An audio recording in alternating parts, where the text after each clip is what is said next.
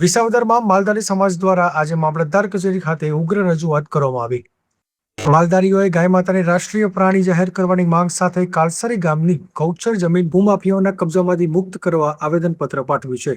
માલધારી સમાજનો આક્ષેપ છે કે વર્ષ 2008 થી તેઓ 3200 વીઘા ગૌચર જમીન બચાવવા આંદોલન કરી રહ્યા છે, છતાં આજ સુધી કોઈ કડક કાર્યવાહી કરવામાં આવી નથી।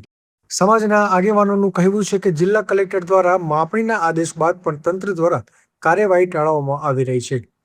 માલધારીઓને ચીમકી આપવામાં આવી છે કે 18 મે 2026 સુધી ગૌચર જમીન ખાલી નહીં કરવામાં આવે તો લેન્ડ ગ્રેબિંગ એક્ટ હેઠળ ગુનો દાખલ નહીં થાય તો ઉપવાસ આંદોલન શરૂ કરવામાં આવશે। બ્યુરો રિપોર્ટ હર્ષ મહેતા, સમય સંદેશ ન્યૂઝ, વિસાવદર।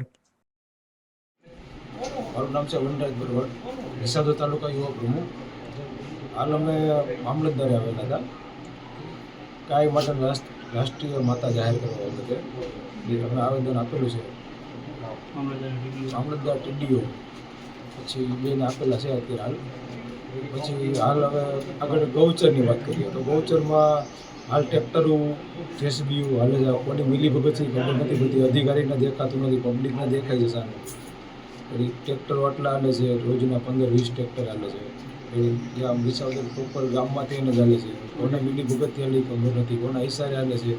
અને આમાં પબ્લિક ગામમાં એવી ચર્ચા થઈ રહી છે કે કોને મિલીભગતથી હાલે છે, કોઈ કાર્યવાહી થાય કે નહીં થાય નહીં। હાલ કોઈ અધિકારી। મારું નામ હરેશ બળવાર।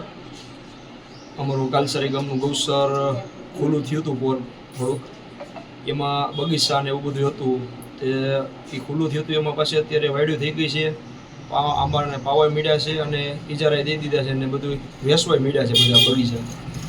હવે એમ કે છે અમારું છે, નગર કાગરિયા ઉપર ખુલ્લું થઈ ગયેલું છે અને ઓમ એવું કહેશે કે અમારું છે।